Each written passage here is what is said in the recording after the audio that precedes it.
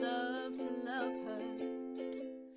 Hello everybody, welcome back to my channel, and if you are new, then welcome. I hope that you subscribe before you leave.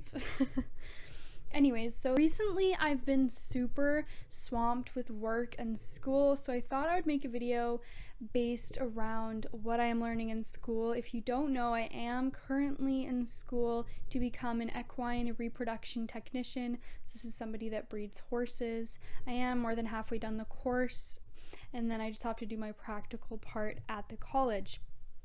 So with spring approaching, I thought it would be a good idea to talk about some things that make a horse worth breeding, because this is kind of the time of year where everybody and their dog decides they need to breed their sentimental horse just because. And I'm sure your horse is amazing, but I'm going to talk today about some of the things that make a horse a good candidate or possibly a bad candidate for breeding, and what effect these can have on your mare, as well as the foal you're going to produce, and of course the horse industry as a whole. And these are not in any particular order, but I kind of cover all bases here.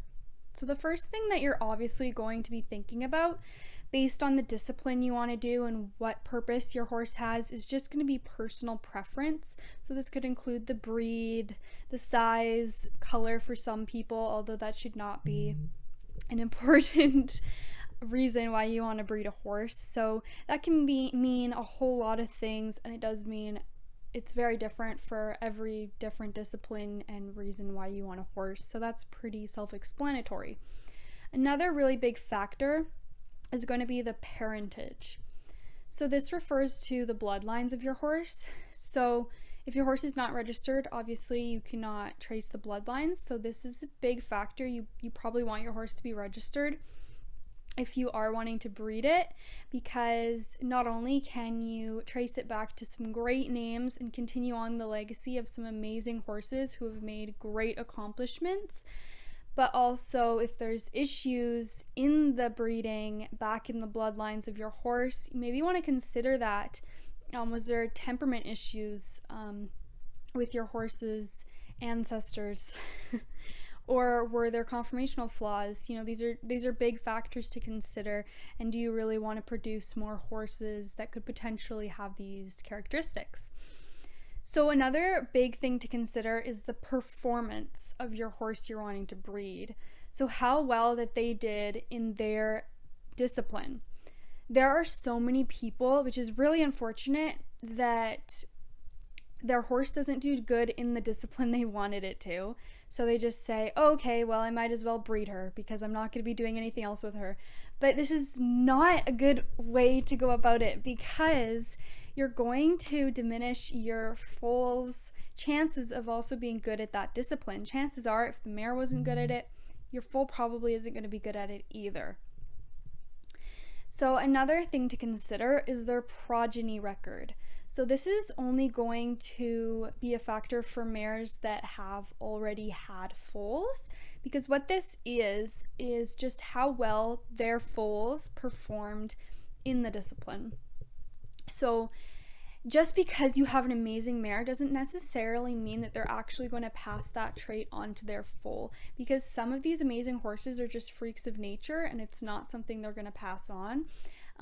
So if your mare has already had foals that are really great, then chances are the foal you're going to have is also going to be really great. If they've only had really bad foals, you might not want to breed that mare again. So one important factor that people don't always consider is temperament. So you're going to be handling this horse a lot, not only in the process of getting her pregnant, but also with foaling. And when you go to train the foal, I mean, is she a real brat? Is the mare going to be okay with you around her all the time and handling her? And then also, this horse's temperament is going to influence its foal, because she's the one raising it. And if she had a bad temperament, she could also just pass that on to her foal genetically. But if she's raising the foal, then she's probably going to pass on traits. And if not, if she's, the temperament where she doesn't care about her foal or she's mean to it, the foal's also not going to have a great upbringing, and that's going to affect their whole life. So probably my most important factor when considering breeding a horse is the conformation. So the conformation refers to the structural makeup of your horse. Do they have correct angles? Do they have straight legs? You know, do they have good bones, strong feet? Do they have a good overall balance to their body? This is passed down genetically, so it makes a big impact on your horse, on your foal. And this also can be specific to the discipline you're wanting to do. So just because it has good conformation for, say, a jumper doesn't necessarily mean it's going to have good conformation for a reiner. These are two extremely different horses. So you need to keep that in mind. Is the conformation of your horse suitable for what you want the foal to do? And then the conformation, if your horse has a big conformational flaw, you can pass that down to your foal, which can in turn cause lameness issues down the road. Obviously, that is what conformational flaws do a lot of the time. If your horse has very, very crooked legs, they're not going to stay sound. So keep in mind, if you have a horse, this is also very common for people to do. Their horse goes lame. They don't want to just retire her, so they start breeding her. But you have to do a little bit of investigation and say, if your horse went lame because of an injury, then that's one thing, that's totally different. But if your horse went lame because of a conformational flaw, you don't want to be breeding that into your offspring, your foals, and then putting more of these conformationally defected horses into the world. So something else that is extremely important is to think about congenital defects. So these are defects the horse is born with, and they can be random. So for example, a cleft palate, that's something you can't prevent. If your horse is going to have a cleft palate when it's born, it will. And it's very sad because a lot of those horses do not survive. So some are random, unavoidable, but some are genetic, so they are inherited from the horse's parents. These are the ones you have to watch out for. Now, some of these defects, both parents need to have the gene, but some only one does. Personally, even if it's a defect where both parents need to have the gene, I still wouldn't be breeding a horse that has that congenital defect, because I just wouldn't want to be putting more horses like that into the world. So I just wouldn't want to produce them. Even if you're careful and you make sure you don't breed it to another horse with that same defect, it's just not the greatest idea. So a lot of breed registries actually do genetic testing, which is extremely helpful. Genetic testing, you should have that done on any horse you plan to breed, just to be very aware that they have a clean bill of health, they don't have any defects, and that you're not putting more of that into the horse industry. And this is also not only because it will put more horses with defects into the world, but you could also lose out on a lot if your foal passes away because of a genetic defect. So one more thing to consider is the age of your mare. So fillies do hit puberty around 24 months, sometimes earlier. However, the ideal age to be breeding your horse is from 4 to 15 years. This isn't totally concrete, because if your mare has been having foals since she was younger and she is now in her 20s, she could still be having foals. However, maiden mare, you wouldn't want to be breeding probably over around 15 years. It is situationally based. So, there could be a certain special circumstance, but basically, when your horse is too young, even if they have hit puberty, they may not be cycling very regularly, as well as if they are immature and a little bit scared and timid, they're not going to make for a great mother. if they're too young. Now, when your horse is very old, when she gets into her late teens, you risk the chance of uterine infections, which are much more common in older mares. There's also more wear and tear on the uterus, which can be a dangerous factor. And then as your mare ages, she will experience cyclic changes, so she will not be cycling as normally as she would when she was younger.